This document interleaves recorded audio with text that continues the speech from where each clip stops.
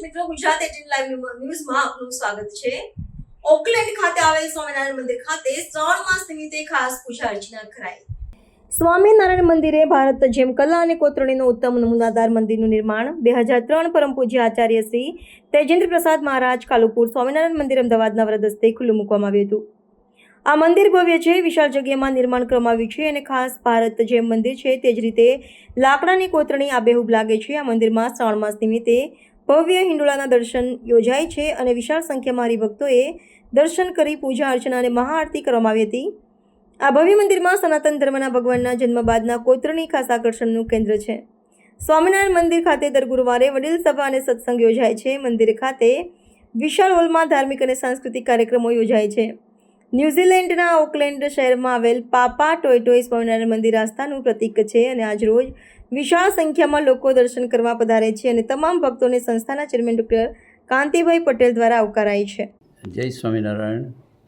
મારું નામ ડૉક્ટર કાંતિભાઈ પટેલ છે। મૂળ વતન નવસારીના છું અને મેં વડોદરાની અંદર બેઝિક મેડિસિનની ડિગ્રી લીધી હતી MBBSની અને ન્યૂઝીલેન્ડમાં 1973માં હું ન્યૂઝીલેન્ડ આવ્યો હતો અને ભગવાનની કૃપાથી ધીરે ધીરે કરતાં થોડો હોસ્પિટલમાં કામ કરીને પછી અહીંયાનું ફર્ધર એજ્યુકેશન લઈને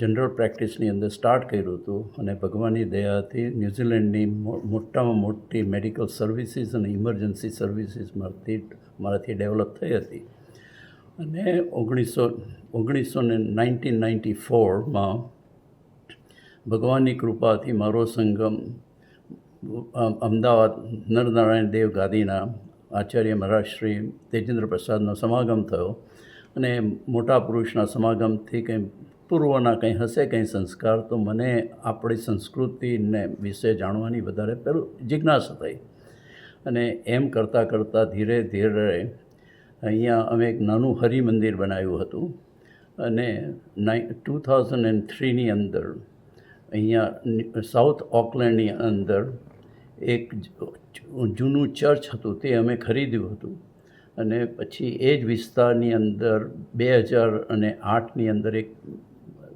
મંદિર સ્વામિનારાયણ મંદિર બનાવ્યું હતું અને તે વખતે પાપા ટોયટોની અંદર આપણા હિન્દુ લોકોની વસ્તી લગભગ ખાલી 3-4% હતી પણ જ્યારે મંદિર બનાવ્યા પછી અત્યારે તો આપણા પાપા ટોય એરિયાની અંદર 85% હિન્દુ લોકોની વસ્તી છે। મારો કહેવાનો મિનિંગ એ છે કે આપણે અહીંયા એક મંદિર અને મંદિરની સાથે સાથે અમે અત્યારે મંદિર લગભગ સ્ટાર્ટિંગમાં લીધું હતું ત્યારે 2000 સ્ક્વેર મીટર લેન્ડ પર હતું પણ અત્યારે 16,000 સ્ક્વેર મીટર લેન્ડ પર છે અને મંદિરની સાથે સાથે એક કોમ્યુનિટી કોમ્પ્લેક્સ બનાવ્યો છે અને એ કોમ્યુનિટી કોમ્પ્લેક્સની અંદર એની ડાયમેન્શન લગભગ 8,000 સ્ક્વેર મીટર છે અને અત્યારે કોમ્પ્લેક્સની અંદર બધી ટાઈપના ઇવેન્ટ્સ થાય છે, સાંસ્કૃતિકથી માંડીને આધ્યાત્મિક માંડીને બધા પ્રોગ્રામો થાય છે।